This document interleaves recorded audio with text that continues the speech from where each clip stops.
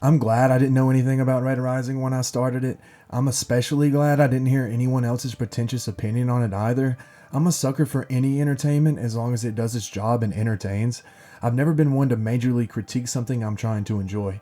It takes the fun out of it. Don't get me wrong though, sometimes there are glaring problems that can't be ignored, but when I read opinions online about things, it feels like the entire internet went to film school or wrote and published an award-winning book series. That being said, the Red Rising series is fantastic. I absolutely loved it. I could write about every single book in this series if I wanted to, and I might do just that.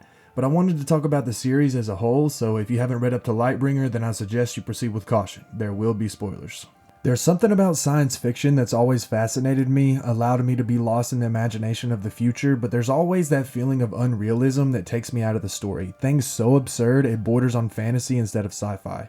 Red Rising doesn't give me that feeling, and sometimes it felt like a prophecy or a George Orwell, but thousands of years into the future version. It gives a sense of awe and wonderment, but also a sense of dread. Sci-fi is almost always a dystopian setting, and maybe that's just because we understand human nature, but the way Red Rising portrays the dystopianism of the world is always with a little hint of hope that things could change, will change, must change. It's that desperation that flowed through all but Gold to drive Darrow into what he became later in the trilogy. He didn't feel like an extremely in-depth character in the first trilogy, but he grew to be one, understandably so. In contrast, Lysander felt fairly in-depth from the start, although detestable. Characters are for the most part written very well and have distinct personalities, only a couple of them being almost like a caricature. For instance, the Jackal. I thought Adrian was only a decent villain at first because he was the classical evil guy who does evil things archetype, but he started getting a little too surface level for me. The excuse that he did all those things just because he wanted Daddy's approval was comical. Nonetheless, he added tension and caused Darrow to grow and change. Really, the dynamics between characters are all so good, and I think that's what I like most about the series, its characters. Lysander and Darrow's dynamic I think is best described by this video. Lysander's obsession with and problem with Darrow isn't that Darrow is violent or chaotic, nor is it about politics. It's that Darrow makes Lysander's worldview entirely unnecessary. Darrow grows up inside a total lie, Mars, history, purpose, and when that collapses, he doesn't freeze waiting for a new system, he acts anyways and only later builds meaning around what he's done. Now Lysander is built in the opposite direction. He's raised inside logic, hierarchy, continuity, the belief that the world is survivable because it's structured. So when that belief is threatened by revelations about the past, by a shattering of trust in the female authority figures around him, by the fragility of his memory, Lysander doesn't just abandon order, he doubles down on it. System, lineage, necessity, not only as ideology, but as insulation. Darrow is living proof that you can endure collapse without hierarchy, without inherited legitimacy, without a clean explanation for anything. If Darrow works, then order isn't a moral requirement, it's a preference. And thus, Lysander's worldview is less about objective truth and more about avoidance and insecurity. That is why Lysander frames Darrow as dangerous.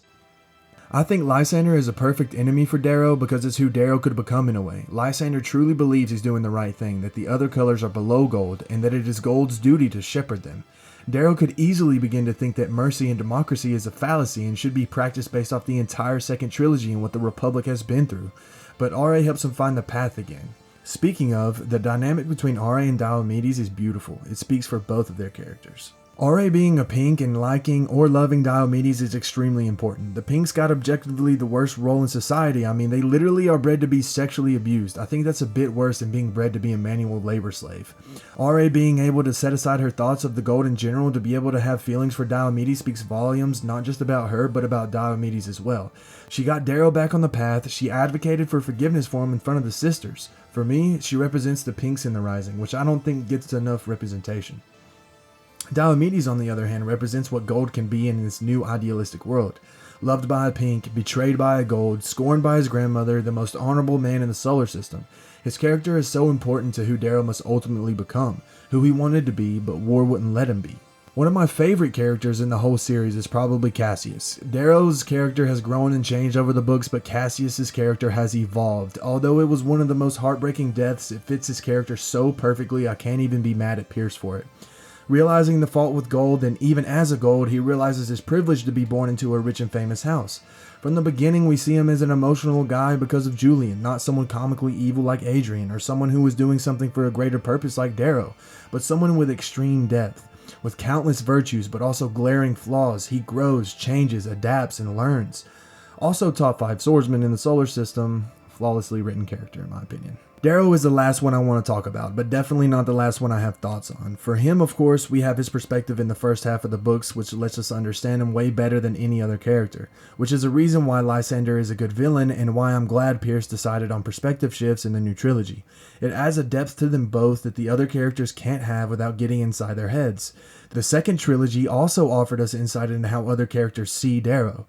At some points, it's heartbreaking hearing Lyria's thoughts on him, knowing that's how the entire Vox sees him as well. We know all the things he's been through and how what he's become and what he's done eats at him from the inside. I think it's impossible not to like him, but what I love is that it's very possible to disagree with him on some of the things he does. Many people think he'll die in Red God. I'm inclined to believe them, but I refuse to accept it until I read it firsthand. I have a lot more to say about each individual book, but I'll leave that for potential future videos.